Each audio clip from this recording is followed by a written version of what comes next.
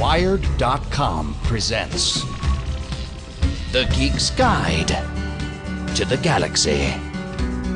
And here are your hosts, John Joseph Adams and David Barr Kirtley. Hi, this is Dave. And this is John. And welcome to episode 66 of Geek's Guide to the Galaxy. Our guest today is David Brin, author of novels such as the Uplift series and Kiln People. His novel The Postman was loosely adapted into a feature film starring Kevin Costner, and he wrapped up Isaac Asimov's Foundation series with his novel Foundation's Triumph. His latest novel, Existence, is an epic tale of alien contact set in the year 2050. Then stick around after the interview as we discuss Batman in comics, TV, and film with guest geek Rob Bland. Alright, so let's get to our interview. Alright, so we're here with David Brin. Welcome to the show. Great to be back in any association with Wired. Okay, so first of all, tell us about your new novel, Existence. What's it about? What Existence is about is it's about the world of roughly 2050, and terrible things have happened, but guess what?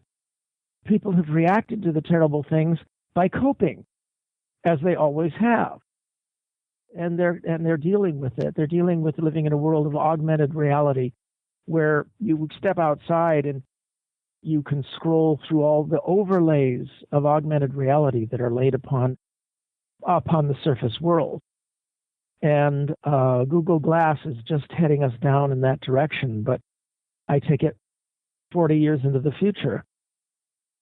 The book is set against what I consider to be the fundamental quandary of our age, and that's the Fermi paradox.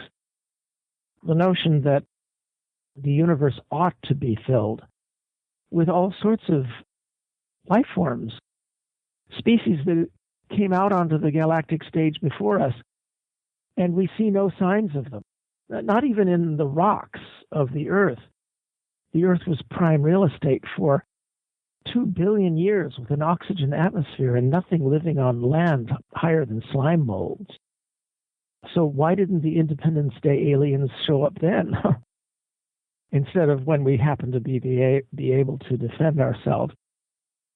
And this astronaut in my novel, in the first chapter, he's out there using a space lariat, a tethered device that NASA is actually developing to remove space debris so that that form of pollution doesn't destroy our access to low Earth orbit. He snags something very unusual. And it appears to be a crystal, about a meter long. And it appears to be a message in a bottle. It appears to have been sent by other civilizations. And so the question, is it a hoax? Could it be, what might the motives be of the aliens that appear to be inside? Okay, so Neil Stephenson has said that some mainstream critics have accused him of being grandiose for titling his novel The System of the World. Have you heard from any of those same critics about titling your novel Existence? Not really. Except in a joking way. There are people who say, well, Brin, you better live up to this. And I'm pleased to say most of them have written back to me saying grudgingly, oh, all right, you did. There's always going to be snarkers out there. And my answer to them, if they have useful criticism that I can learn from, my response is, great, would you like to join my collection of pre-readers who catch mistakes? Next time you might be able to catch it in manuscript.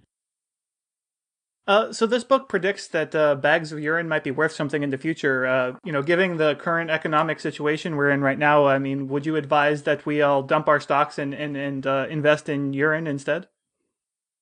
The great phosphorus mines of Florida are being tapped out. And soon it'll be just Morocco and a couple other places that have large phosphate beds left.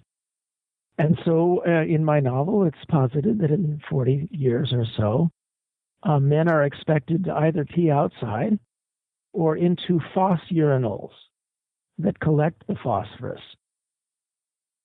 Okay, so in Existence, an autism plague features quite prominently. Why does autism interest you, and what approach should we be taking to dealing with it? The rate of discovery of autistic syndrome or autistic spectrum syndrome in our children is rapidly rising. Some of it may be due to better diagnosis, and some may be due to environmental factors. I posit in the book that some of it may be simply due to the fact that they're not dying anymore, but instead starting to flourish in a world of where the online opportunities to express themselves are computer mediated and possibly enable them to lead productive lives. In which case the question is, are they sick at all? Well, I think that parts of the spectrum are obviously crippled and unhappy, but how many parts of that spectrum? Well, that's an interesting question. Ask some of the internet billionaires who are clearly from planet Asperger. So the book also explores the idea that self-righteous indignation might be a form of addiction. Could you talk a bit about that? I actually gave a talk at the National Institute for Drug and Addiction on this very topic. Believe it or not, I still do science. I was trained as an astrophysicist, but I do guerrilla raids into little areas of science that are outside my expertise, and I'm pleased to be a member of a civilization that puts up with that. The boundaries that were so rigidly defended, guild boundaries of scientific specialty, are no longer as fiercely defended as they were. And one piece of evidence of that is that we just won the right to establish the Arthur C. Clarke Center for Human Imagination at UCSD. It's going to be very exciting, and all the deans from all the divisions and departments at UCSD signed on to participate in this bold new endeavor that will study imagination and how it works in human beings, from neuroscience to the arts to education, especially education, and how to engender and encourage it. So keep your eyes and ears open for more information about the Arthur Clarke Center. But the notion of self-righteous indignation being a drug high seems to develop naturally out of recent scientific results that show that addiction is actually the most natural of human processes. You've heard the phrase addicted to love. Well, you can deliberately enter less salubrious mental states. You can deliberately go to Las Vegas, and the slot machines are now tuned to track the pattern of your behavior at the slot machine and change their rewards pattern so you start getting more rewards when it calculates that you're about to stand up and give up and leave. Gambling, thrill addiction, well, it turns out there's substantial evidence that self-righteous indignation is one of these drug highs. And any honest person, it knows this. We've all been in indignant snits, self-righteous furies. You go into the bathroom during one of these snits and you look in the mirror and you have to admit, this feels great. I am so much smarter and better than those my enemies. And they are so wrong and I am so right. And if we were to recognize that self-righteous indignation is a bona fide drug high, and that, yes, just like alcohol, some of us can engage in it on occasion. Matter of fact, when I engage in it, I get into a real bender. But then say enough.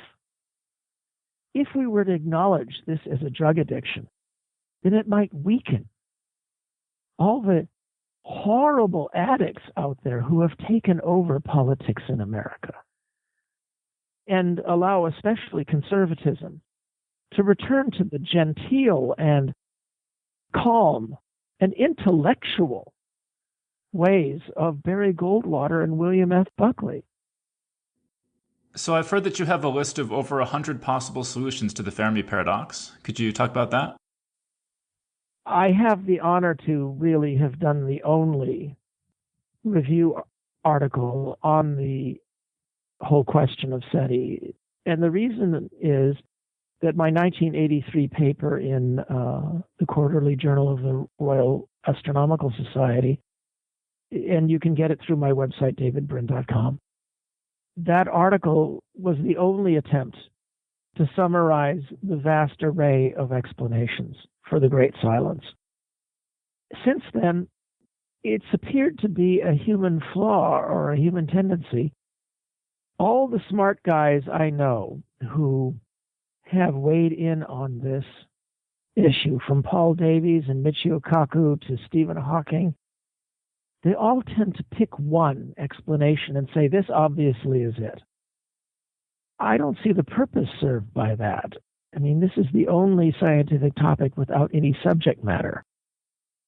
It's far, far better and more useful to catalog these things. And so in my 1983 paper, I cataloged about 70 explanations. There have been about 30 or 40 since then.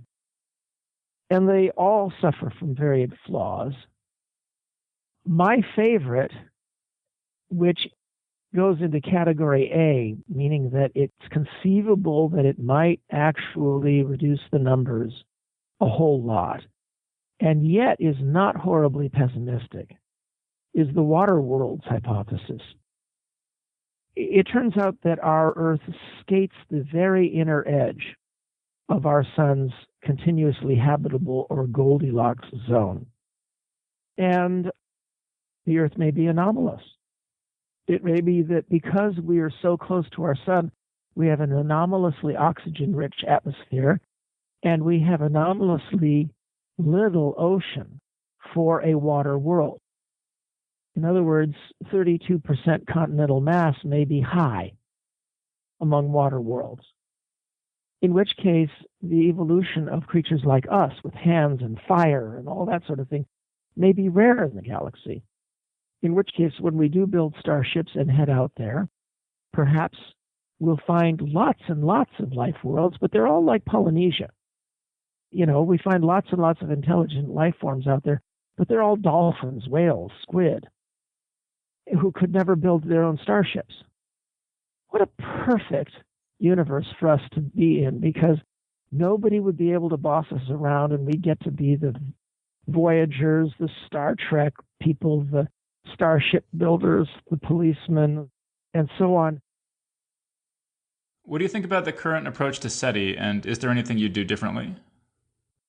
I've sort of offended some of my friends in the SETI community by pointing out that recent papers have shown that their design for a search strategy for looking for extraterrestrial intelligent life with radio, the Paul Allen telescope that they built, is brilliant, it's clever, and it's designed entirely wrong. It could not possibly be designed worse for finding the kinds of messages that were likely being sent if aliens are sending us messages. Because they're likely to send, to not waste the time making gigantic beacons, but likely they will know the 1,000 or 10,000 or 50,000 life worlds around them that have oxygen atmospheres. And likely all they'll do is send a ping to each of them once every 100 years, or maybe once a year, saying, is there anybody there yet? Because that's cheap to do. Another cheap thing to do is what I talk about in Existence, and that is sending probes. Now, any one space probe is going to be vastly more expensive than sending a ping by radio waves. You know, you have to make the thing and you have to accelerate it to 10% of the speed of light with a solar laser, and you know, that's expensive. But once it arrives in the destination system, it can then wait there for millions of years until life shows up. Whereas if you're sending radio signals, which are each one is cheap to make, you have to send them over and over across those millions of years. So you wrote an article called World Cyber War and the Inevitability of Radical Transparency, which is a follow-up to your 1998 book, The Transparent Society. What motivated you to write that article? Well, what's happened is a ferocious attempt to return to the old pattern of human governance.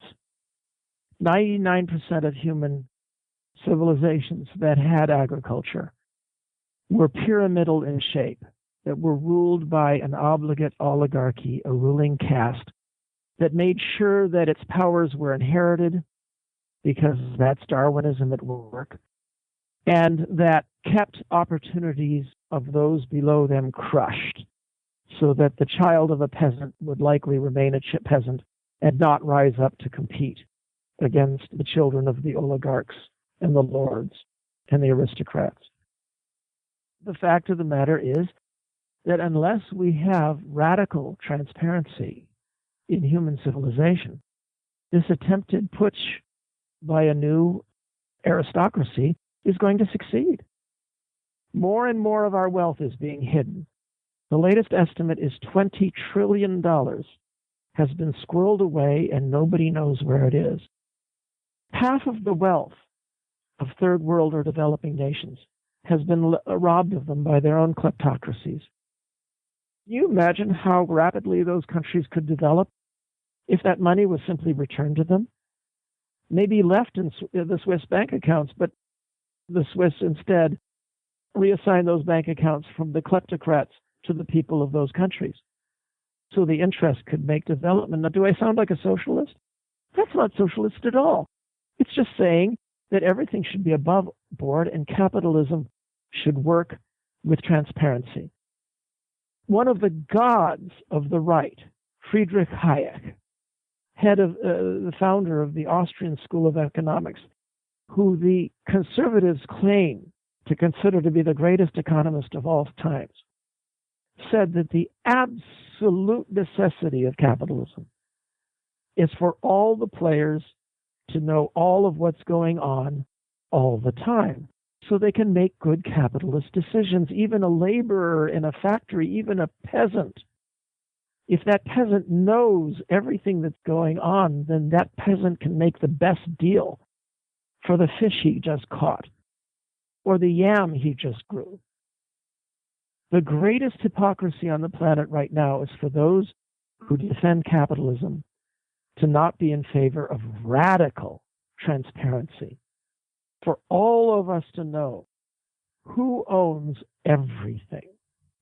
And that is my militant, radical, moderate, pro-capitalist, pro-enlightenment, ferocious stand.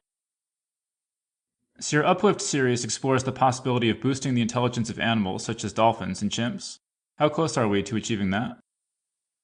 The concept of uplift is one of the most popular that I've put in my novels. And people love to read where I portray the end game, and that is dolphins and chimps are almost ready. They can talk to us. They can add their wisdom to our culture. These novels set 200 years in the future are about this end game, about where the dolphins and the chimps are proving themselves. And it's a wonderful, glorious thing that we've expanded the range of what it means to be human. We've expanded the range of wisdom that can participate in and compete and partake in this wonderful enlightenment of ours. And in existence, I talk about how we're going to add artificial intelligences. We're going to add autistic people who will suddenly be technologically empowered to communicate. We're going to probably resurrect Neanderthals within the lifetimes of our children. And it'll be a more diverse world. So isn't it a great thing to uplift dolphins and chimpanzees and other animals that could be uplifted to be our companions? And people write to me about that. And then I respond and I say, yes, but are you prepared to get this started, knowing that to get the outcome at the other end, 200 years in the future, that I describe in my Uplift novels, these creatures are going to experience a lot of pain. There's going to be 200 years of pain. Now, I'm not the first to describe uplifting animals. Cordwainer Smith did it in his wonderful novels. Pierre Boulet did it in Planet of the Apes. H.G. Wells did it in The Island of Dr. Moreau.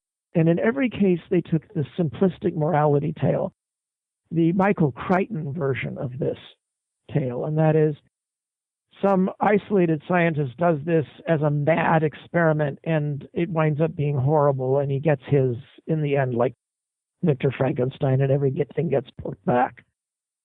And these were inspirations from Michael Crichton, because that was the pattern for all of his novels. I don't look at things that way. I say, let's do a thought experiment. What if we do it wisely? What if we do it as us? What if we do it in the open, abandoning secrecy and with all the criticism and with the best of intent and not trying to make them slaves, as Boulez and Smith and Wells portrayed, but trying to, get additional voices for our culture? What if we did all the things right? There would still be more than 100 years of pain. And if anybody tried to get started an uplift project, immediately most of the people who said, "Ooh, this is wonderful, wonderful, wonderful," in 200 years, they would say, "No, let's not do this," because of that pain. And that's a quandary that I explore in Existence, which turns out to be a prequel to my Uplift universe, because it shows how the Uplift project might get started. So you mentioned Planet of the Apes, and the idea of boosting primate intelligence was recently dealt with in the in the prequel movie, Rise of the Planet of the Apes. Did you see that, and what did you think of the movie and how they handled the boosting of primate intelligence? Well, I actually started out somewhat hostile to that movie. I wasn't very happy at first with what I'd heard, but I was won over. They went away from the standard Frankenstein, we're going to treat them like garbage notion. Instead, garbage happens to this ape, but it happens in the course of individual human beings making mistakes and some individual human beings being shitty. But civilization itself is not automatically repulsive and evil in that movie. Of course, the fact of the matter is that science creates something beautiful, makes a bunch of mistakes, and then it's science, not our oppression of our ape slaves, but a scientific error that winds up killing us. So in speaking of movies, you've been highly critical of Star Wars and Lord of the Rings. What sort of reactions do you get when you criticize such popular stories? I'll tell you, I didn't get anywhere near as much hate mail from my dissing of Star Wars and Yoda as I got for pointing out that our personal computers don't have BASIC on them anymore. The geeks came out in droves to attack me for that. But people can look it up. It's called Why Johnny Can't Code, and it points out that the computers and tablets and all that kids have these days don't have an entry-level good way for a kid to learn programming. But the Lord of the Rings, well, I respect Tolkien.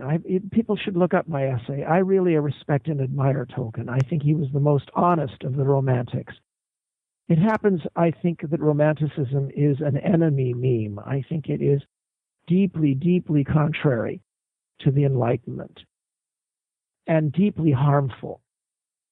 But Tolkien himself was the most incredibly honest Romantic. He himself pointed out the flaws of the elves and the drawbacks of Romanticism. I respect Tolkien. If I had gone to World War I like he did and watched the flower of my generation mowed down by machine guns, I might have turned against modernity too.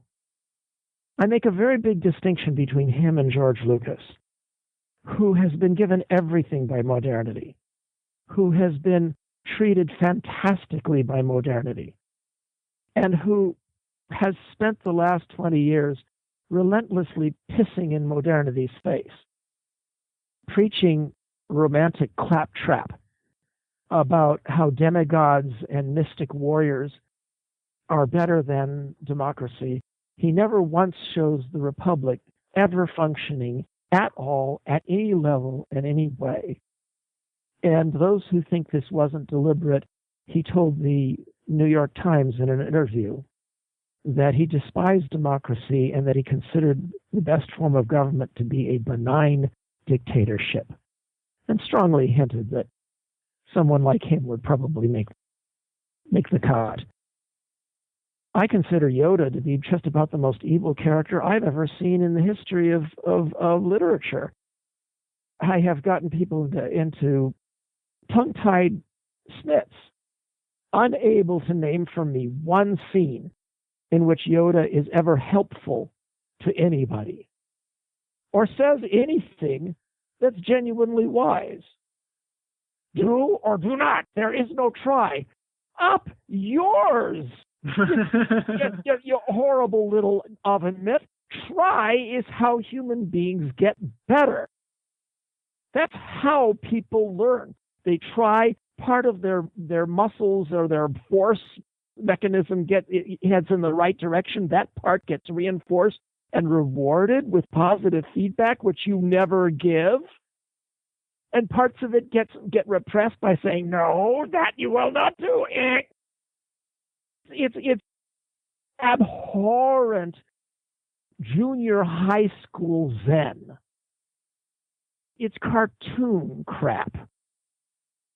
Saying that got me a book because I was invited to do Star Wars on Trial, in which I was the prosecuting attorney, and Matthew Woodring Stover, who was one of Lucas's novelizers, got to be the defense attorney, and it was such huge fun. A lot of snapping of suspenders and calling each other out and calling witnesses. We would call witnesses on back and forth on a dozen different themes. And finally, just are there any other new or upcoming projects that you'd like to mention? Well, people ask why, it's been 9 or 10 years between major Brin novels, and one of them was that existence was so complicated. But I've also been doing other projects along the way, and one is my first science fiction comedy, and I think folks will get a lot of groans out of it. Either they'll get a lot of yucks or they'll say yuck. Comedy is very hard. I don't know.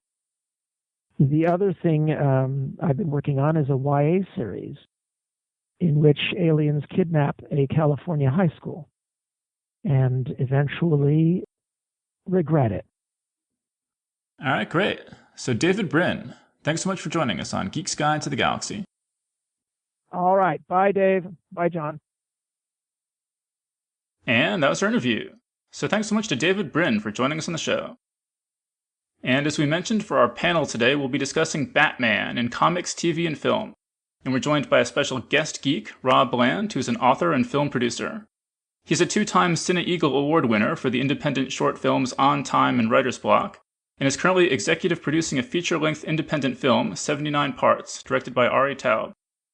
Rob is also an alum of Gene Cavellos' Odyssey Workshop, and he is currently pecking away at an urban fantasy novel, Divinity Bind. He also has the largest collection of Batman comics of anyone I know. So Rob, welcome to the show. Thanks, guys. Great to be here. Okay, and so I think we're just going to start out and talk about some comics. And since, as I mentioned, Rob has a big Batman comic collection, why don't you start out, Rob, and just tell us how'd you get into Batman and what do you think of the comics in general? I myself tend to concentrate on the Batman comics that have him going solo because I'm not a big Robin fan.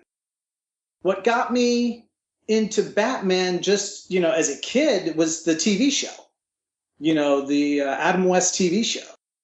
And then what sort of reignited my interest with the Batman canon was Frank Miller's Dark Knight Returns. I mean, that really lit a fire under me. I mean, I've mentioned I've never been a huge comic book fan, but if people recommend something, and if someone hands me a comic book or a graphic novel and says, this is amazing, you have to read it, I'm happy to read it. And so actually Rob handed me Dark Knight Returns years ago and said, this is amazing, you have to read it. And I think that might actually have been the first Batman comic/graphic novel that I read, and I did love it. And since then, I've read a couple more. I actually really like reading graphic novels on airplanes. I find that's a really good way to pass the time. So if I'm in an airport bookstore and I see a Batman comic, often I'll get it. And so ones I've read like that are one called Hush and The Killing Joke by Alan Moore, which is sort of a classic Joker origin story. And Batman Year One I read at my cousin Ross's house at Christmas or something, because he had gotten it for Christmas.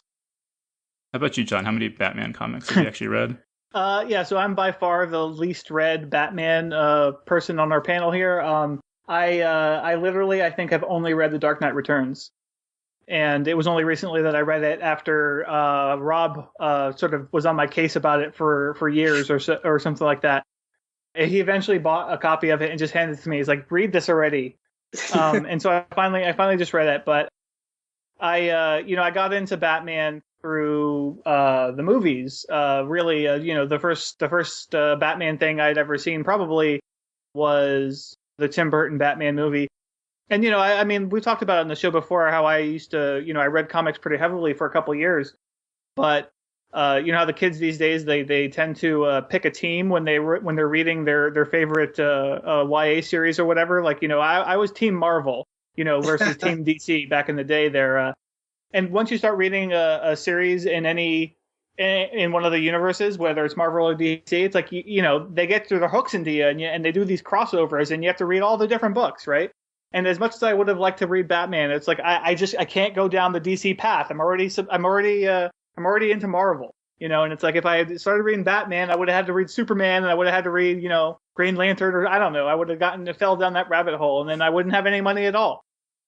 Well, I guess we've all read Dark Knight Returns, though, right? I mean, Rob, do you want to talk about, just sort of for people who haven't read it, what it's about and why it made such a big impact on you?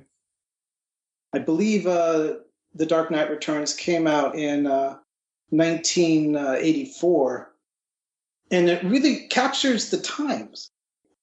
It spoke to me on a political level. It spoke to me on a dramatic level of a man who has seen Gotham just crumble, and he can't, and he's in his 50s. He's got to at least be in his 50s when he decided to come back as Batman. The Joker was just vicious in The Dark Knight Returns as well. So I don't know, it just seemed like when I read it, I was like, this is Batman. This is the way Batman should always be. Yeah, well, I mean, it made a big impression on me because I had never, maybe not having read so many Batman comics, it just had all this stuff that I never really imagined might be part of a Batman comic. This idea that Batman would be at odds with Superman, and Superman is sort of a tool of the government, and he gets blown up by an intercontinental ballistic missile. And I remember when you were telling me about how Batman has this big robot suit and he plugs it into the Con Ed. Oh, right. I mean, I really loved that because, he knew, obviously Batman knew what he was up against in terms of Superman, and basically hooking himself up to Con Ed in this suit to battle him was just, it was utilizing the city, the power of Gotham to fight Superman. It was very symbolic to me. See, and John, you just read this fairly recently, right? What were your impressions of it? I enjoyed it. I thought it was really interesting. I can see it as something that is a bit of a product of its time. I've already seen Dark Batman. I mean, I've seen the two previous Christopher Nolan movies. The first two Christopher Nolan movies. And I mean, admittedly, this has something else going for it, and it has the whole, Batman's retired. He's coming back out of retirement. That whole thing was cool. But I think a lot of what made this such an important book was that it pushed all these boundaries at the time that it came out. And actually, it came out in 1986. So just to correct the record there, it came out in 86. But I mean, just as a reader, there's a lot of things about it that bugged me. I found it's really super dense. It's really not a fast read at all. It tells a lot of the story through these talking heads on TV. And I mean, while that's a cool idea, I got so sick of it. I couldn't, I skimmed over a lot of that stuff and maybe I missed something. But on the upside, I mean, I thought like Rob, I mean, I'm not a huge fan of Robin, but I mean, I thought this was a really cool take on Robin where there has been no Robin and Batman just, on his own in retirement. And then, this young girl decides to take up the mantle to help him out when he comes back. I mean, I thought that was cool. That was great. When I saw this little girl as Robin, I was like, of course Robin would be a little girl. that makes perfect sense for some reason. The part from Dark Knight that really sticks in my mind is where Batman kind of busts through a wall behind this guy and grabs him and then mows people down with this gigantic belt-fed machine gun or something, which is very much at odds with the idea that Batman never doesn't use a gun. I don't know, Rob, what did you think about that? And was that a big change when it came out of Batman just... Yeah, that was a challenge for me. I was like, this is really pushing it. There were so many elements of the story that were resonating with me, but there were elements of the story that actually kind of scared me. But I think that's what Frank Miller was clearly gunning for. No pun intended. Well, I've actually seen, didn't Batman originally carry a gun like when he was very first introduced, and then that got changed at some point? I was wondering, is that a comics code thing or something, or how? Yeah, I mean, absolutely. Absolutely, there was political pressure. I mean, people were complaining early on when Batman first came out that it was too dark. And, I was told that the pressure on Bob Kane was to actually lighten it up, which is why he introduced the Robin character in the first place. I mean, one of the things, as far as The Dark Knight Returns goes, I think probably the thing that I enjoyed most about reading it recently is, like, I could see these, like, influences to Nolan. One of the biggest ones is the idea of the Batmobile that Nolan uses, which is like more of a tank, right? And right. I mean, that's basically what Batman has in The Dark Knight Returns. Let's see, Rob. I mean, you got me into Dark Knight Returns. I mean, what are some of the other Batman stories that are sort of must-read Batman stories? The Killing Joke, Hush. I really like Nightfall, which clearly influenced Dark Knight Rises. That was such a major event when that came out. Like, I feel like I knew so much about that story, even though I had never read it. Like, I definitely never read it. But I mean, right. I knew about Bane. I knew, like, I mean, like in that story, I'm not sure if that's where Bane first appears, but anyway, he has this epic fight with Batman and like he defeats him and he like breaks his back or something. Before he got his back broken, Bane was really having Batman and Robin chase their tails because he had broken all the criminals out of Arkham Asylum, and he was step by step wearing Batman down because he was basically analyzing Batman because he knew at that point he couldn't beat him one-on-one. So what he just his strategy was to wear Batman down. So for months, Batman is just overextending himself, trying to get the Riddler, trying to get the Joker, trying to get the Scarecrow, and on and on. And so finally, when Bane thinks it's time to finally face a Batman, he's figured out that Batman is Bruce Wayne. And so it's when Bruce Wayne, who's not been able to sleep at all and has completely been overextended by having to basically recapture all these prisoners from Arkham. And he's just almost catatonic in the way he thinks and the way he moves his body. That's when Bane meets him, I think, in his office in Wayne Manor. And so Bruce Wayne is completely ambushed and surprised, and Bane basically just smacks him around. I mean, it wasn't really, you said it was an epic battle. It really wasn't much of an epic. It was an epic moment, but the battle itself was not epic at all because Batman could barely lift his arm to throw a punch. He's just sort of throws Batman around like a rag doll all the way down into the Batcave. And Batman just barely gets up every single time, and then finally he's just like, he picks him up and breaks his back. And then goes to the streets of Gotham with the paralyzed Batman and throws him off the edge of the roof onto the ground and says, here's your defeated hero. Gotham is mine. And on top of that, Bane had that venom drug that was feeding his system that was sort of like this narcotic super steroid, which enhanced his physical strength and made him also impervious to pain. I mean, that shows you how insecure Bane was actually when he faced Batman, because he did not need venom at all. But before he did anything, he pumped himself up with a bunch of venom so that he would ensure his victory. If you want to know like the different Batman villains, like, you know, what do you read? Like, so the Killing Jokes about the Joker, for instance, like what's the best book to read about Two-Face? Yeah, well, you know, Two-Face is given, really good treatment in Dark Victory and Long Halloween. What about like Ra's al Ghul? Because, like, I mean, he was somebody, like, I had no idea who that was when he showed up in Batman Begins, and he's very important to the Nolan movies, so. I think it's Daughter of the Demon and Son of the Demon. I think those are the two graphic novels that really covers Ra's al Ghul. You know, in the comics, he's hundreds of years old. I mean, he truly is immortal. Not to mention, obviously, Legacy, which informs Dark Knight Rises as well, because that's where Ra's al Ghul and Bane sort of team up to attack Gotham. Would you recommend The Dark Knight Strikes Again as well? That's the sort of follow-up to The Dark Knight Returns, also by Frank Miller. I'm glad you brought that up, because I couldn't get into it. And the reason why I couldn't get into it was because of the artwork.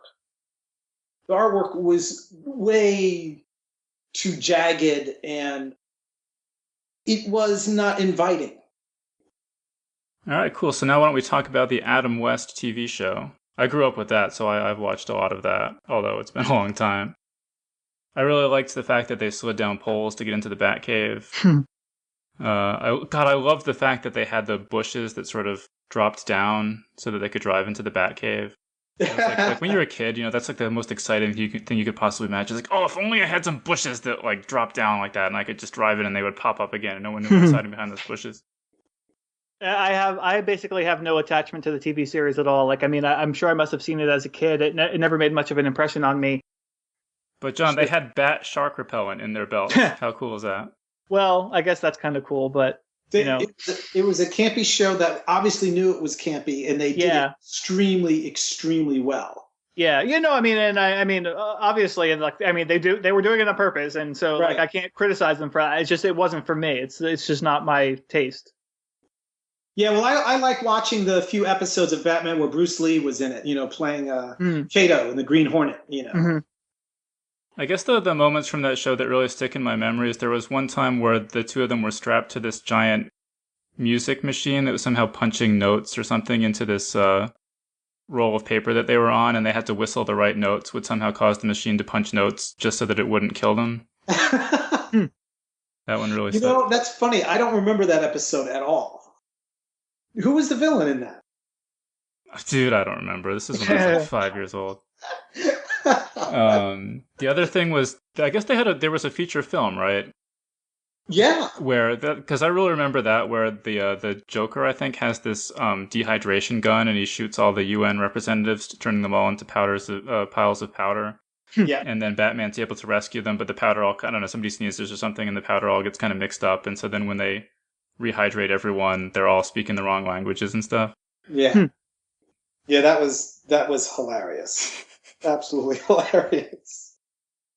Rob, I mean, which moments from the show do you remember most vividly? Catwoman, Julie Newmar. Mr. Freeze scared me to death. He was the only real villain that I thought Batman and Robin couldn't deal with. All I know about Mr. Freeze, unfortunately, is from that the movie that shall not be named, and Arnold Schwarzenegger saying, "Let me ask you a question." Well, how about, did any of you guys ever watch I think it's the Warner Brothers cartoon, the Batman cartoon that was on? It was on sort of when I was in high school, kind of. Is this like Batman the Animated Series with Mark Hamill? Yeah. Yeah. Uh-huh. That was fantastic. Yeah, that's really good. Oh my God, Mark Hamill did an amazing job as the Joker. Yeah. Is that where Harley Quinn comes from, or is that a different iteration? No, yeah, she was introduced Okay. in that one, yeah, for sure. Yeah, and so I mean that's an interesting case that so Harley Quinn was introduced in the animated series, and then she later became a character in the actual comics. And I think I mean that I never really remember ever hearing of that happen. Like anytime they do an adaptation of a comic and then they in some other media, they typically that the additions that they make only appear in that different media. They don't end up filtering back into the comic. And so I thought that was cool that they created such a great character that so many people liked that they actually made her into a regular comic book character. And I mean and I think she's even in a comic like separate from Batman now too. So the thing about the animated series that I really liked was that Bruce Wayne was the one, probably still, that I most believe could actually be Batman. I mean, that guy was always jogging or practicing judo or lifting weights or thing. Like anytime you see him not as Batman, he's either doing something for the plot or he's like working out or something. And that's what you would have to do if you were Batman. I mean, you'd have to be just training all the time. One of the episodes that really sticks in my mind from that series was called I Almost Got Him. And it was really, it had a good structure. It had this frame story where all these Batman villains were sitting around talking about how times that they almost got Batman. And then there would be sort of a flashback kind of thing where you would see the story of the vignette of how they almost got Batman. And just like you don't see stuff like that on most other cartoons. It was just that level of quality writing was really stood out in that show. There was this one where there's an Olympic athlete and he's taking these steroids that turn him into a werewolf. And that was really freaking cool. There was also this 2-part episode where there's this guy who's creating robots who look indistinguishable from humans. I think I made you guys, didn't I make you guys watch that one time? Yeah, I think so. Yeah. The robot creator, I think he's named Rossum too. So it's kind of a... Oh, okay. So it's a play on RUR? Yeah. Were you the one, John, who just sent me the thing that they actually did a version of Dark Knight Returns? Yeah, there's a trailer that just got released recently. They're making a full-on animated film of Dark Knight Returns, and I'm not sure when that's coming out. But I mean, if you Google, you can find the trailer for it. It does look pretty good. All right, shall we move on to the Tim Burton movie? Sure. The thing about the Tim Burton movie that I really remember is that when you first see the Batmobile and it goes sort of driving away from the camera and you can see the flaming, rocket engine thing in the back, the whole audience just started cheering at that part. And I think that was the first time I'd ever seen an audience just cheer wildly for something on screen like that. And it really, I just remember that as just one of the most magical moments I've ever had watching movies, of just sort of everyone in the audience having this joyful recognition of this thing. Yeah, I mean, like I was saying earlier, I mean, that movie was the first Burton Batman movie was really my introduction to Batman, and I mean, I liked it. I mean, I really liked it, and I know Rob isn't a fan, and a lot of people who are fans of the Nolan movies aren't fans of Burton, but I mean, I really liked it. I liked the portrayal of the Joker, and I mean, obviously, as I was saying earlier, I mean, I'm not a Batman aficionado, so I mean, I'm not comparing it to comics or anything. I'm only appreciating it for what it is on screen. But I mean, I always thought it was cool that they had somebody like Michael Keaton play Batman, because it's like, well, he doesn't look like a superhero at all. And I mean, what's one of the cool things about Batman is that, he's not. I mean, he's just like, he's just like a really good fighter and stuff. And it's like, and they sort of introduce this idea that the Batman suit is like armor. It's like body armor. And so that sort of helps explain why he can take all this punishment and stuff. There's a lot to like about it. I mean, and Jack Nicholson as the Joker, I thought was really good. And I mean, he's been since surpassed by Heath Ledger, I think. But, I mean, I have really fond memories of it. Yeah, Rob, do you want to talk about, as John alluded to, that you're not a big fan of it, or? What year did Tim Burton's Batman come out? I want to say 89, but let me just do a quick Google. Yeah, that's what I was going to say. Because it was around that time. It was the late 80s. I mean, it was clearly after The Dark Knight Returns. And I'm assuming, you guys were considerably younger when you saw Tim Burton's Batman film versus me, who is, I was in my early 20s. I already was a huge fan of The Dark Knight Returns. And there was this promising, project, this new Batman project that was a movie that was coming out that was going to be dark. It was going to be influenced heavily by The Dark Knight Returns. And I'm sorry, but I challenge anyone to tell me that that's influenced by The Dark Knight Returns. You got to be kidding me. And the Joker. Not my Joker. I mean, he might be somebody's Joker, but not the Joker that I recognize in the comics. And making the Joker be the killer of Batman's parents, I was appalled by that.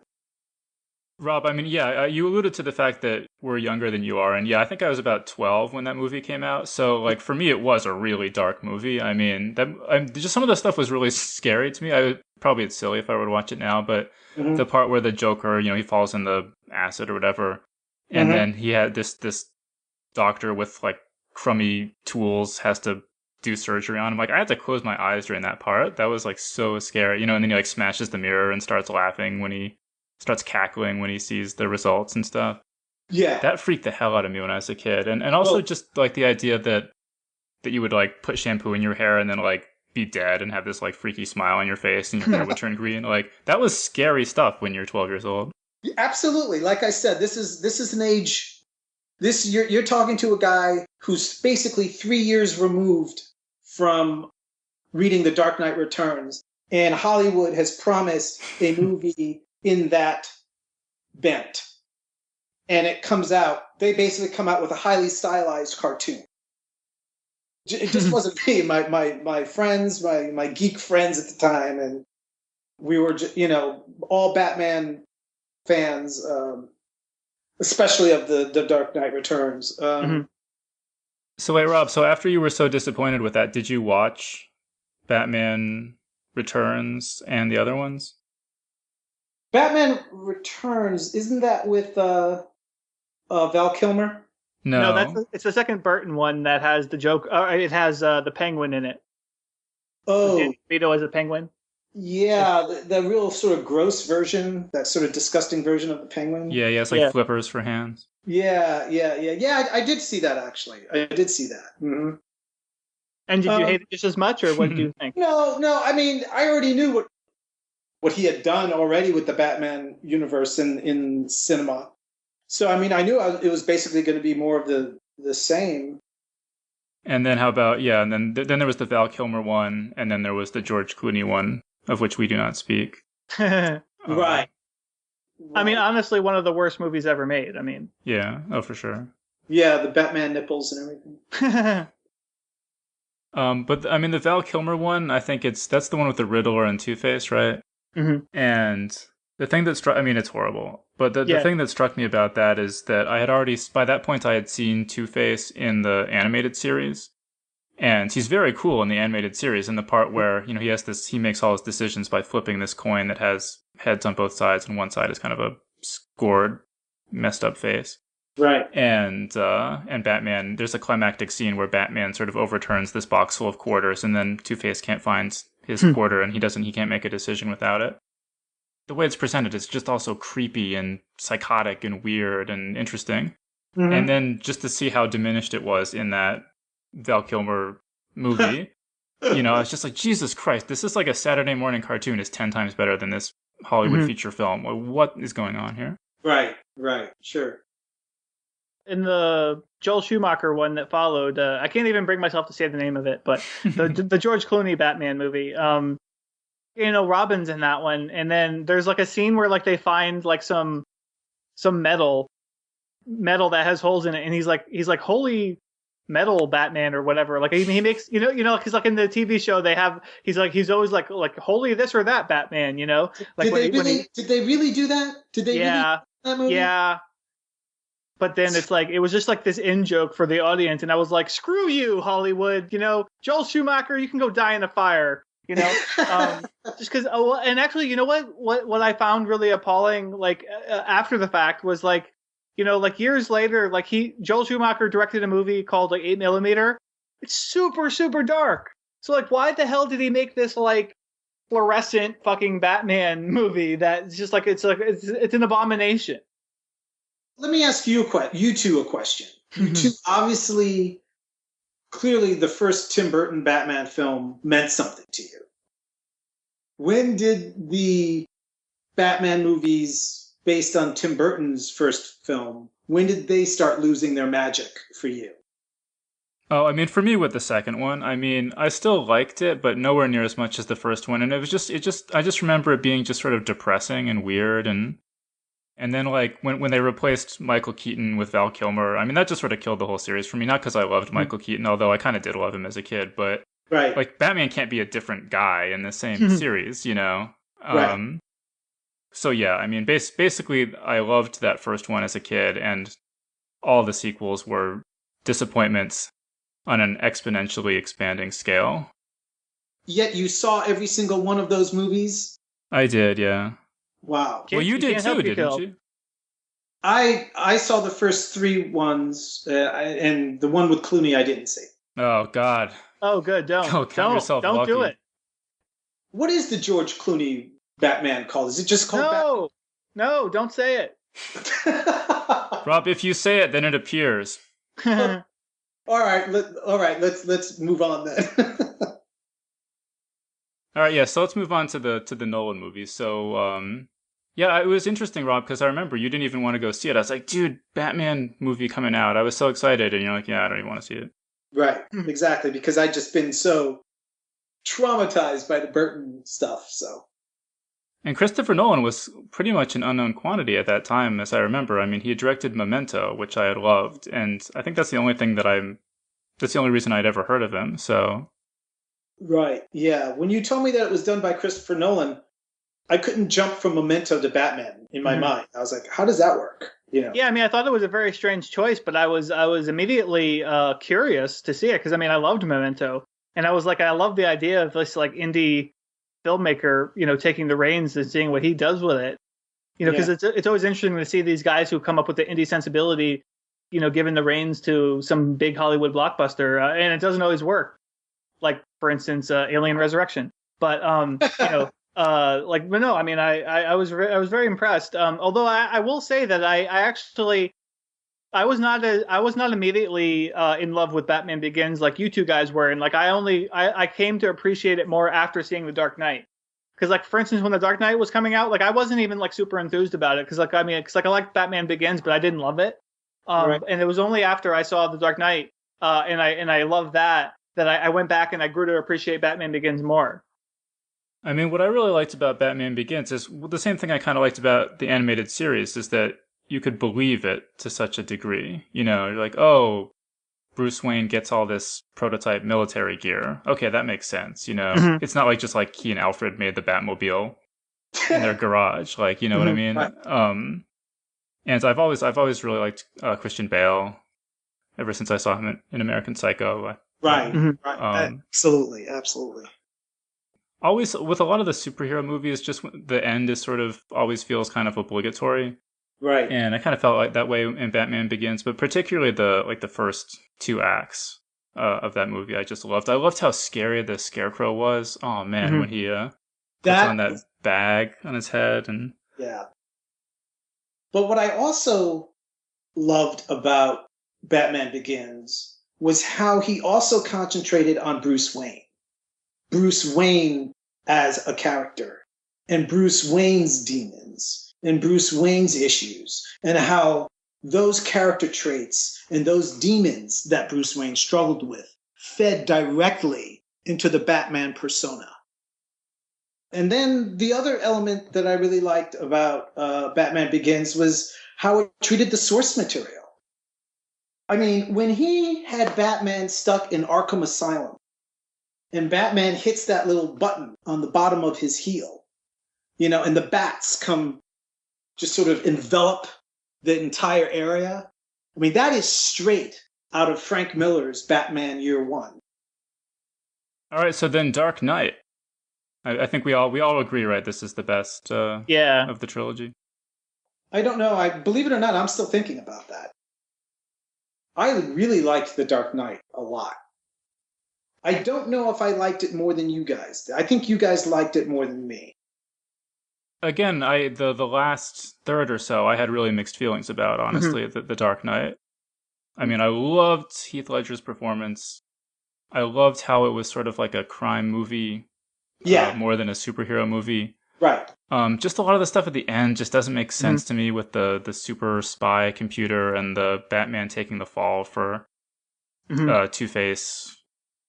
When I only saw it once, but I really felt when I watched it that it almost felt like it should have been two movies or something. That the first two thirds were kind of this great setup, and then the final third kind of wrapped everything up really, really fast. There's this video been going around online lately. There's this old interview with Tom Waits, the singer, and in this interview, it's just like it's obviously like Heath Ledger must have seen this and partially based his performance of the Joker on this, because it's like, oh my god, he looks exactly that's exactly like the Joker sounds.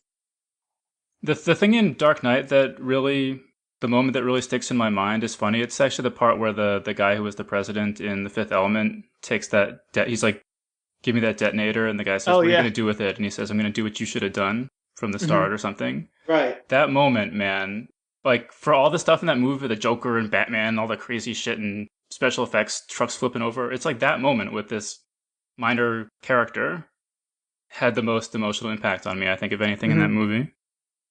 Early on in the movie, when Harvey Dent is still Harvey Dent, and he's very much in love with, oh God, what's her name? Rachel? Rachel, yeah. Yeah. And they're having dinner with Bruce Wayne, and Bruce Wayne's meeting him for the first time, and they're having that philosophical discussion about heroes and villains and how, you know, eventually if the hero lives long enough that he'll eventually become the villain. And clearly that's what, you know, happens at the end, where Batman is considered the villain. Yeah. And that was a great line, actually. Yeah. And followed through. Nolan followed through on that, so. Actually, one interesting thing I recently discovered about the movie. Do you guys remember the scene where the Joker is leaving the hospital and he's like, he has this remote detonator and he's pushing the buttons and the building's blowing up behind him, and then at some point, like, he pushes the button and like nothing happens, and he's like, he like takes the remote and he like sort of bangs it, you know. So I was watching this video online, and it was like the top 10 improvised moments in movie history or whatever. And it's like, apparently that was a mistake. I mean, like, it was supposed to actually blow up when he pressed the button, but then it didn't. And so Heath Ledger just improvised that, and then like they liked it, so they left it in. So I thought that was awesome. All right, cool. So let's talk about Dark Knight Rises. We haven't talked about this at all, so I'm actually curious to hear what you guys think. I guess why don't we just quickly declare that it might involve some spoilers, in case anyone's not clear on that. I know, Rob, you said you're not even sure if you like this as much as Dark Knight, or it's close for you. Yeah, well, I mean, all these films are so different. I mean, Nolan really is, even though, you know, obviously he has one big story arc to fulfill, he really is trying to accomplish something specific with each project. And so that's why I want to see the movie again. I've seen it twice, but I've only seen it once in IMAX. And I think it's really important to see it at least twice in IMAX. Unfortunately, the damn IMAX is always sold out right now, so I haven't had a chance to see it again. Since he obviously doesn't have the Joker to deal with, he decides to go with a movie where Bruce Wayne has to carry the film on an emotional level. And also, I was very happy with the fact that he picked a villain that was a physical challenge for Batman. Because in practically all the other movies, Batman just beats the crap out of him. Whereas here, we finally see all his victories piling up to basically weaken him. You know, I mean, Bane even...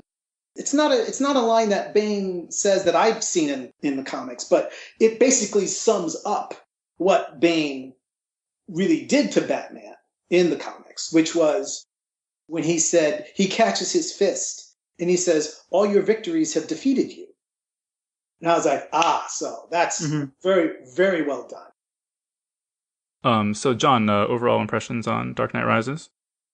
You know, I mean, just first impressions, I really liked it. Except I will say that I I was watching it when I was watching it, I had just gotten off a flight. I was basically traveling all day, and so I was really tired. So my filters were down a little bit. It's like usually I will not speak in a movie, during a movie, but like when at the end Batman like has this atomic bomb that's sitting in a truck, and he has to get it like at least 6 miles away from Gotham, and he's like stopping for a kiss. Like, oh my God, would you hurry up? I actually said, like, would you hurry up? I said that aloud in the movie theater, and I said it a little bit too loud. Like, I didn't think I was saying it that loud, but it was actually kind of loud. The whole thing with the bomb at the end really, well, there was like a whole thing with time, like all the time in this movie seemed really weird to me. I mean, and the bomb thing was just one example of that, but I would have to watch it again. But it felt to me like there was like a minute left on the bomb, and it had been established that he had to get it, that it had a blast radius of 6 miles or something. So I was like, all right, well, they're effed, is how it seemed to me. And just the idea that they could actually fly at 6 miles away and the amount of time they had seemed totally wrong to me. Did anyone do the math on that? Like, how fast would it have to go, and the amount of time, and 6 miles, and like, well, no, but it just seemed impossible. Even just like getting in and fastening your seatbelt, or I didn't even know, like whatever, just seems like it would take more time than was left on the timer at that point. But there was stuff like that throughout the movie. Like he's badly injured enough that his vertebrae is poking out of his back, and then heals well enough to be able to climb better than anyone ever has before. But it was just like, and it felt to me as if the story was just too big for this movie. I mean, it felt like they had to like cut a lot of scenes really short because there was just so much stuff they had to stuff in this movie.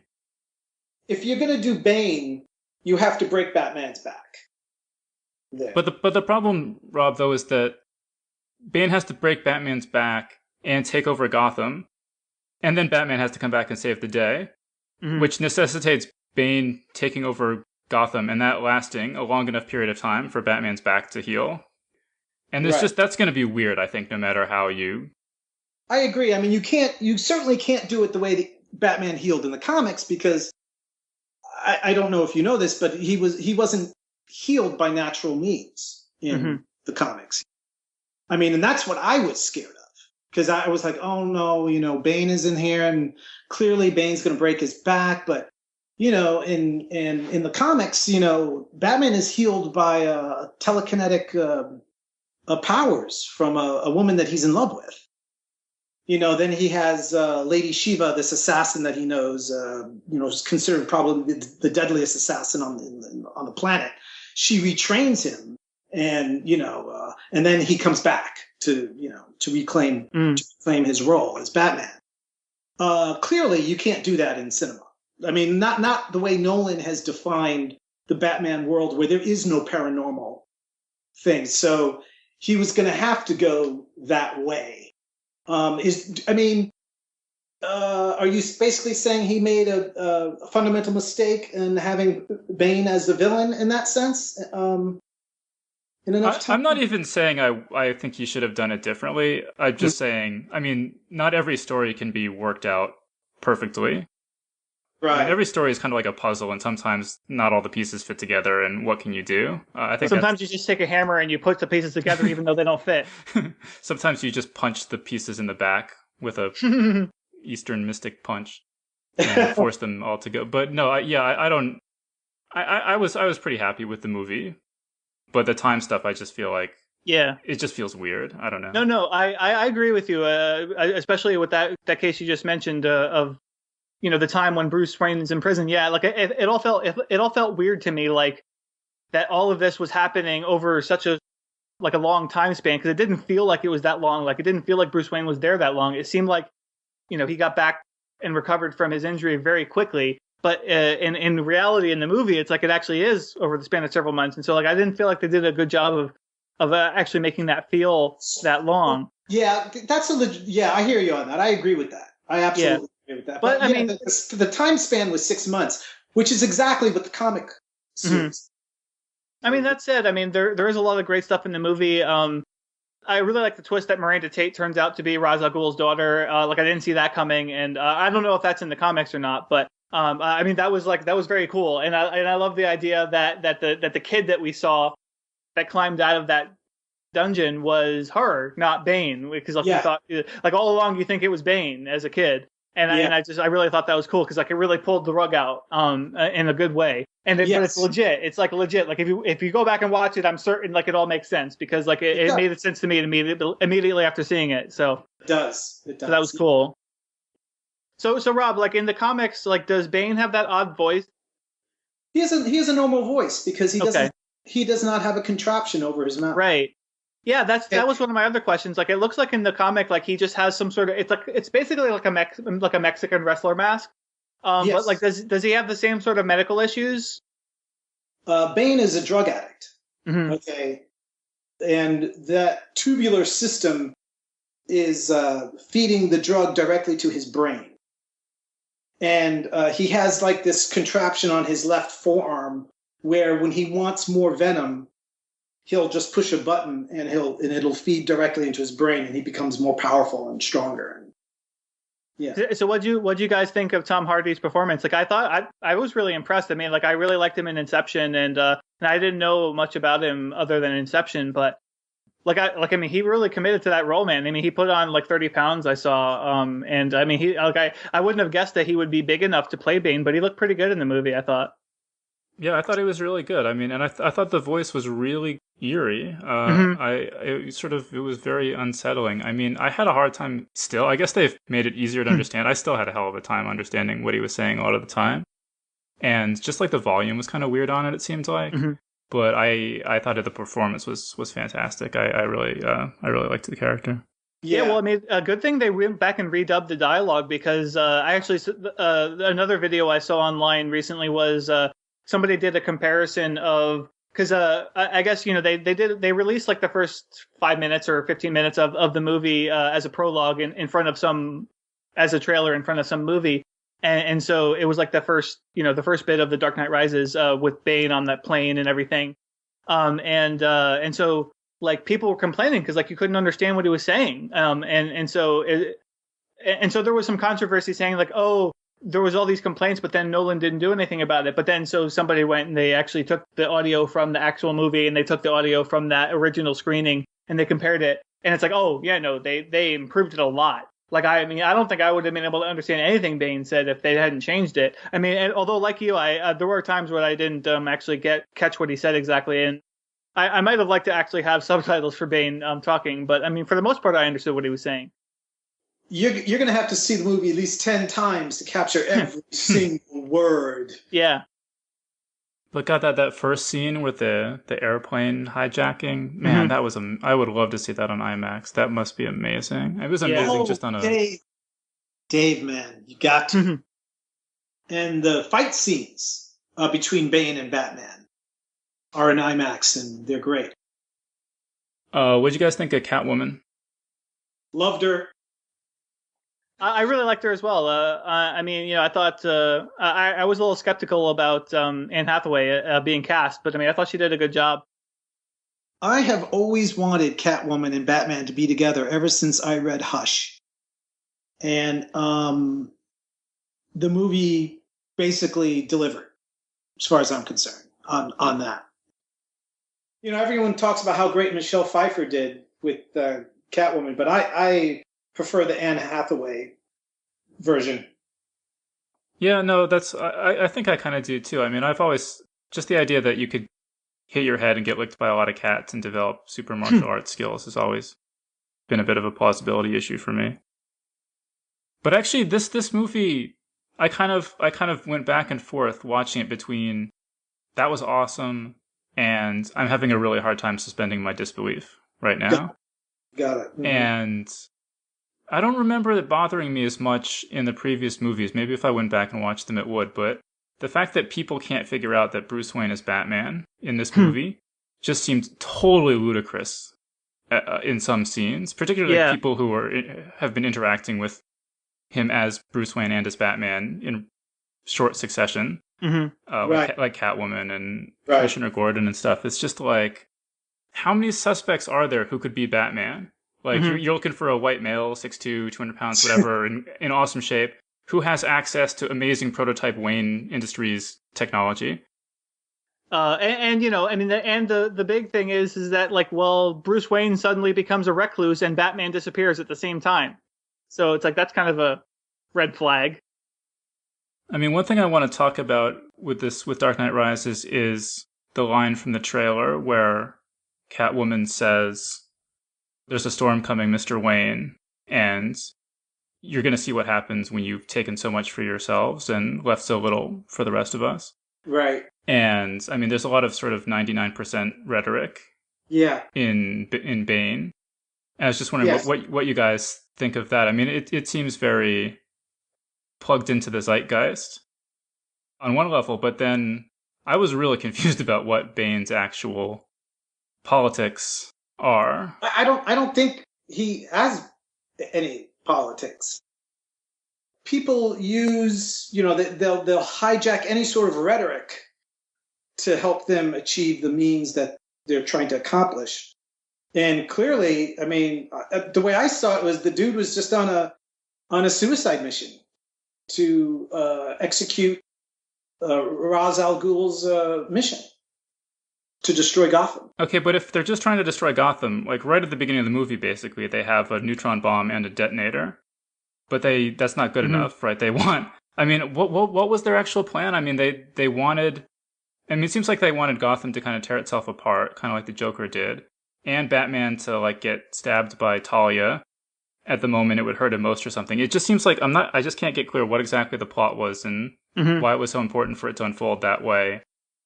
I just, you know, got the sense that Bane didn't want to kill Batman because he didn't want to give Bruce Wayne anything that he wanted.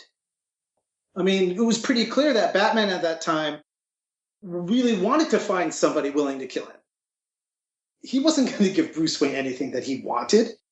So he was going to hole him up in a pit-type prison and torture him. You know, torture his soul, I think he said, or something like that. In order to really torture Batman, you have to torture the city. Well, but I mean, what happens then is that Batman saves the city and kills them both. And it seems like the risk of that happening was fairly obvious given the plot that they had set in motion. So why was it so important to have this plot unfold the way it did, given the high risk that Batman would end up killing them both and saving the city? Because if it unfolded that way. Batman needed to save the day, Dave. Okay, so you're basically just saying it's a plot. It's a plot device. Yeah, plot device. Yeah, right. It's a plot device. I mean, they're suicidal maniacs. I mean, basically, when you think about it, you know, I mean, Bane isn't in the comics, but that's the way Bane is in the movie. But it's the way Bane so systematically goes about it. That seemed very much like Bane to me. And in the comics, Talia is actually a love interest.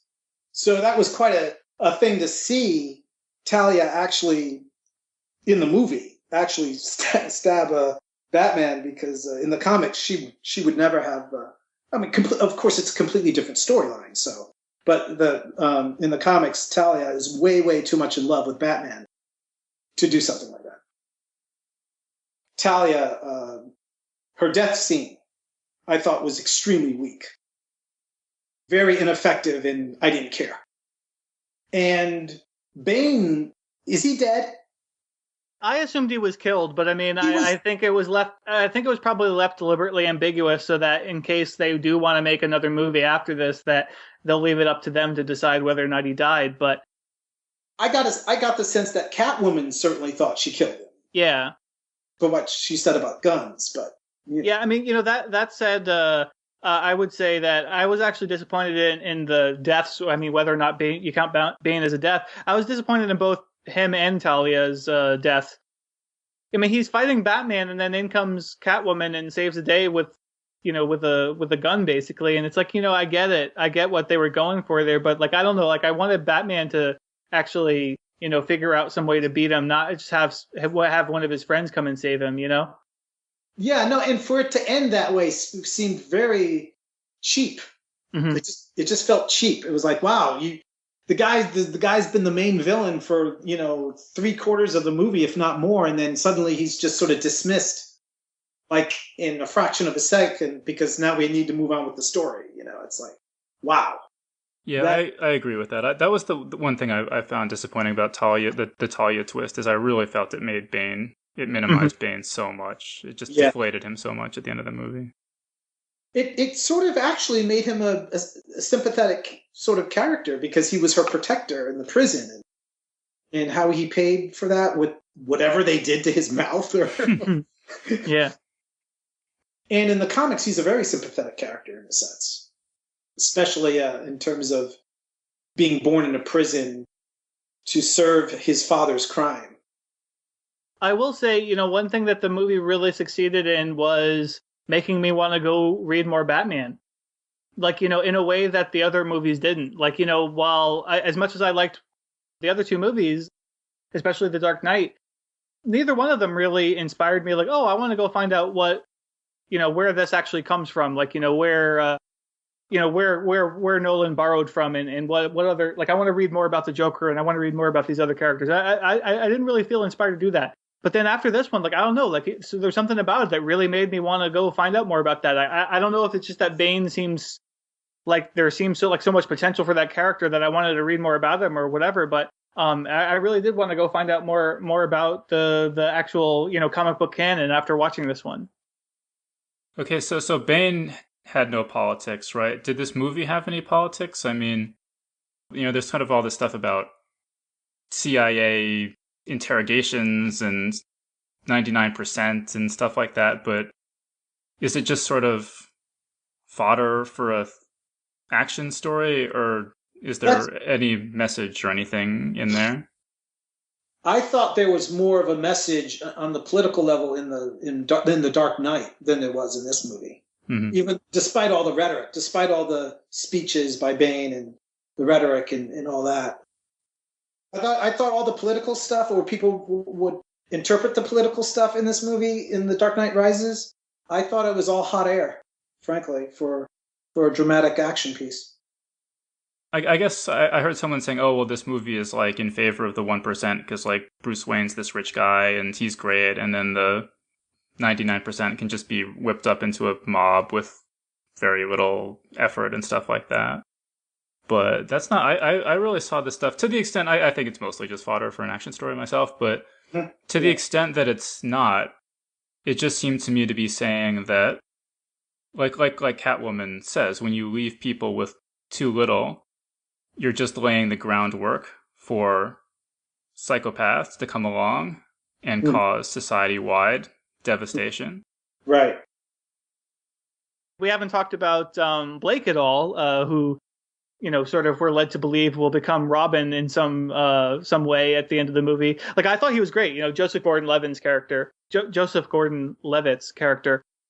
I really liked him, and I mean, I'm actually kind of bummed out that somebody mentioned Robin like on Twitter or something. Like, so like I saw that, and so like shortly after meeting his character, I was like, oh, he's going to become Robin, But I mean, I wasn't sure how it was going to happen, and I certainly didn't expect it to happen the way it does. And I really liked what does happen in the movie, and sort of we're left to believe that he's not going to actually be Robin per se, but he's going to take up the mantle of Batman to some degree.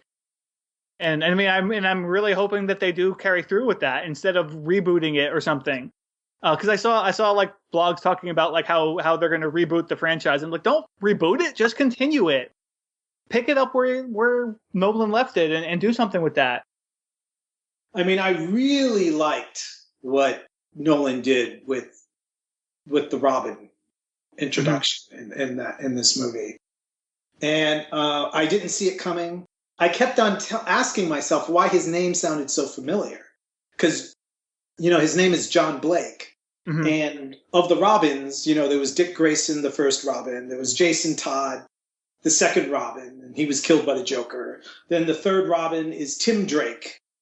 And it was like Tim Drake, John Blake, duh, Okay.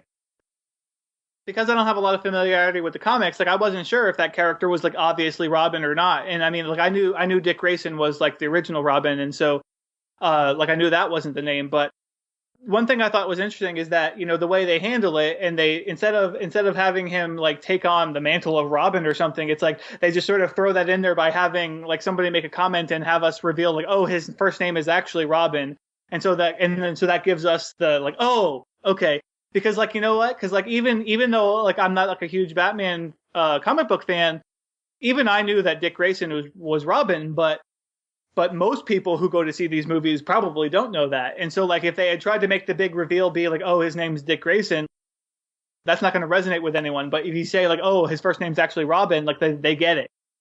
It was him, and it surprised a lot of people in the look, because obviously I saw it on opening night. I had bought the tickets a good 2 months, you know, before to see it on IMAX. And the audience knew the comics, okay? Because when Bane picks Batman up and breaks his back, people clapped. They were like, "Oh, Nolan did it," and they were like, "Oh man, I should have seen that coming," you know, when Robin was revealed.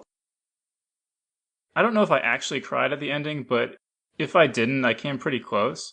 Right. And I think that's a real testament to the power of this movie, considering how many analytical problems I had with the ending.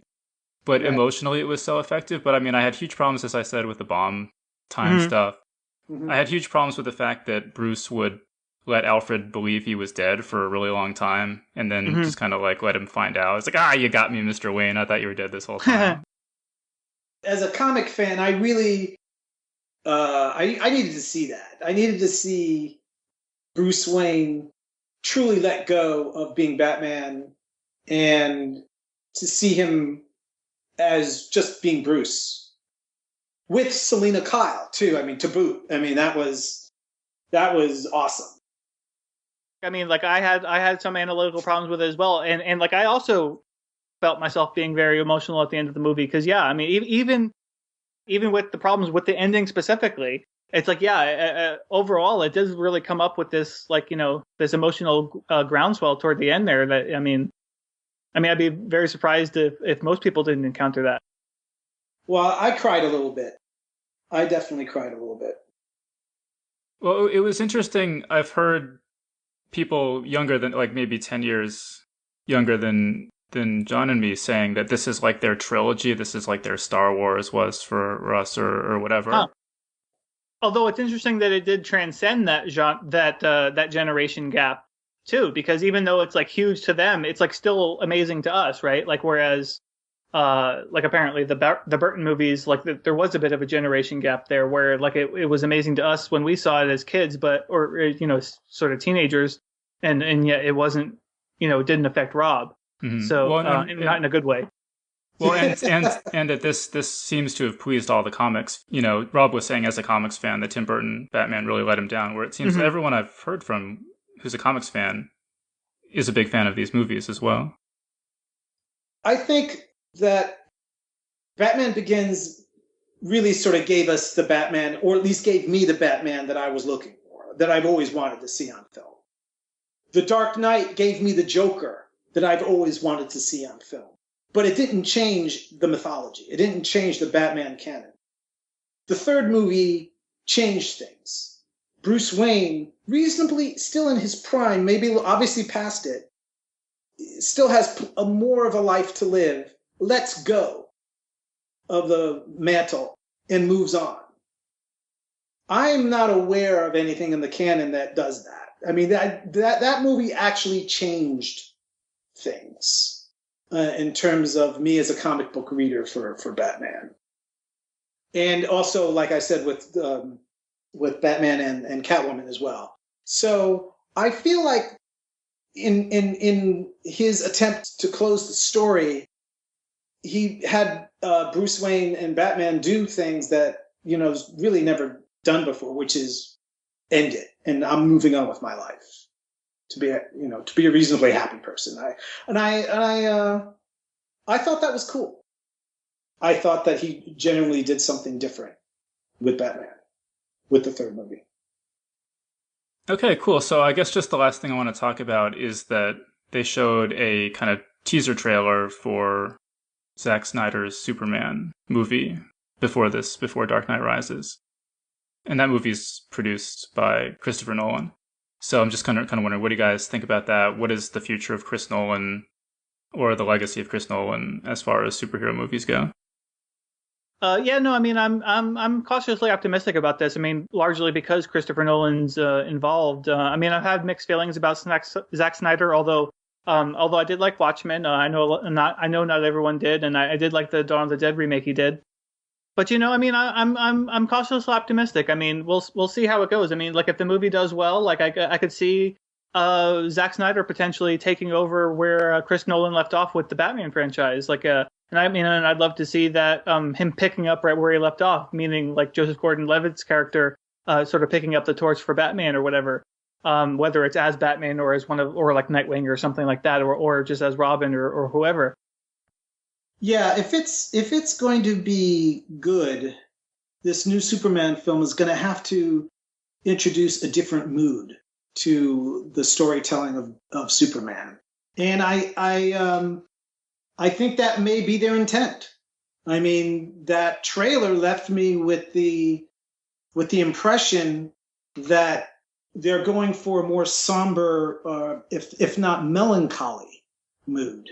So that sort of makes me think, well, is Superman going to be, struggling despite his incredible powers? Is he going to be struggling with the limitations of those powers? I mean, he can do a lot of things, but he can't do everything. Yeah, I guess I'm looking forward to it as well. I actually kind of liked Superman Returns. I'm one of the only people, I think, but I just kind of liked the take of Superman as a stalker, deadbeat dad. I don't know. I thought that was kind of interesting. Although, again, I didn't like I don't like the last act of essentially any superhero movie I can think of. So if they can make a superhero movie that the ending actually I find analytically satisfying, that'll be quite an accomplishment. And I like Zack Snyder. I liked Dawn of the Dead. I liked 300. I liked Watchmen. Again, I seem to be a bit in the minority of that. I didn't like Sucker Punch. I just thought it was really boring. Mm-hmm. But I think he's a good director. I'm just asking to see a villain other than Lex Luthor, please. That's all I'm asking for. I'm sick and tired of Lex Luthor. It would be nice to see Batman. Oh man, I would love to see a Batman Superman movie, especially if it was done like Hush or in The Dark Knight Returns. Maybe that's what this movie will be. How awesome would that be if that's why Christopher Nolan was involved? Because they're going to bring Batman in at the end. Oh, that would actually be awesome. Yeah. You heard it here first. Yes, exactly. That would be awesome. All right, great. So I think we're going to wrap things up there. So Rob, thanks for joining us. Thank you, guys. It was fun. And thanks again to David Brin for being our guest today. If you enjoyed today's show, please head on over to the iTunes store and give us a review or rating there. We're now using PodTrack to track our downloads, so we know for a fact that thousands and thousands of people out there are using iTunes to download our show. So if you're one of those people and you're a regular listener, please take a minute to do that. It's really easy, and it makes a big difference in terms of our placement in the iTunes store, and hence our ability to reach new listeners. Seriously, I check iTunes for new reviews like every half hour throughout the day, so rest assured that your review or rating will be noted and greatly appreciated. All right, so that was our show. Thanks everyone for listening, and we'll see you next time. The Geek's Guide to the Galaxy is a production of Wired.com. For more information about the show, visit geeksguideshow.com. To learn more about your hosts, visit johnjosephadams.com or davidbarrkirtley.com. Music and voiceover produced by Slipgate 9 Entertainment. If you enjoyed this program, tell your friends. If you didn't enjoy it, tell no one. Thank you for listening.